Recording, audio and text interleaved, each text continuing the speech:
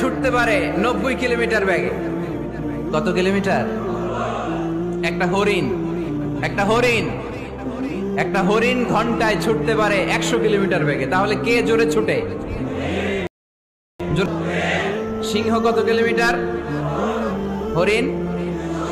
তারপরেও হরিণটা 100 কিলোমিটার বেগে ছোটার পরেও সিংহটার কাছে সে ধরা পড়ে যায়। এর কারণ সিংহ যখন ধরার জন্য ছোটে সে শুধু সামনে তাকায়, সে পিছনে তাকায় না। আর হরিণ 100 কিলোমিটার বেগে ছোটার পরেও সে ধরা খেয়ে যাবার ভয়ে বারবার পেছনে তাকায়। আর পিছনে তাকার কারণে ওর গতিটা স্লো হয়ে যায় আর সিংহের হাতে বধ হয়ে যায়। পিছনে তাকাবার সময় আমাদের নাই, চিল্লায় বলো ঠিক কিনা? আমরা অহংকার শিখি নাই, আমরা হিংসা শিখি নাই, আমাদের বুকে আছে বুক ভরা ভালোবাসা। আমি বিএনপি বুঝি না, আওয়ামী লীগ বুঝি না, জাতীয় পার্টি বুঝি না, জামাত ইসলাম বুঝি না, তাবলীগ বুঝি না, পীরের মুরিদ বুঝি না।